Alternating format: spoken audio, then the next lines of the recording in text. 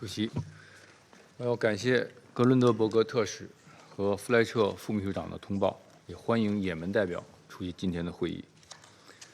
最近1个月，中东地区动荡加剧，也门局势再度紧张，胡塞武装和以色列的军事冲突显著升级，也门人道形势加速恶化，令人深感担忧。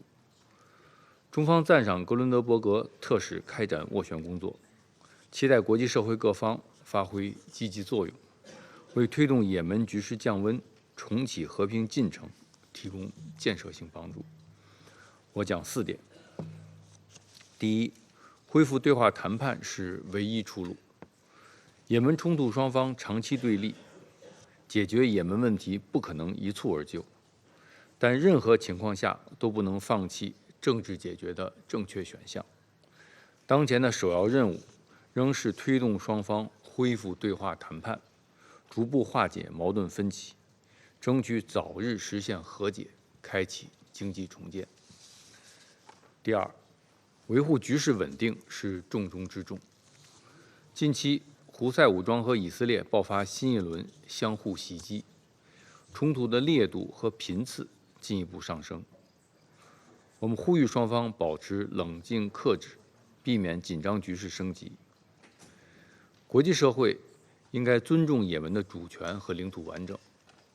胡塞武装应该尊重各国商船根据国际法在红海水域的航行权利，维护红海航道安全。第三，缓解人道灾难是当务之急。也门粮食匮乏已达到历史最严重水平，有机构预测，本月也门将出现局部饥荒，妇女、儿童等脆弱群体因此受害尤深。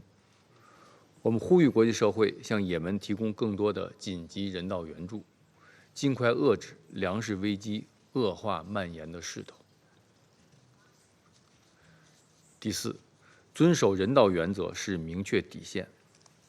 保护平民和民用基础设施安全是冲突各方必须遵守的国际人道法义务。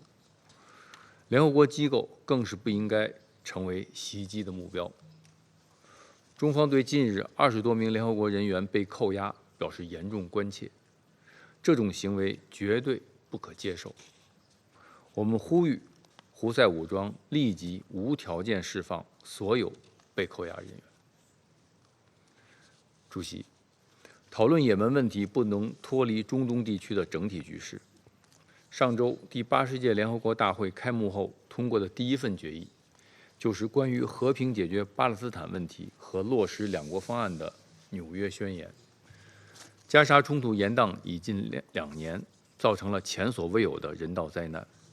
中方呼吁安理会和国际社会采取一切必要手段，尽快平息加沙战火，缓解人道局势，推动局势降温，也为解决也门和红海问题创造条件。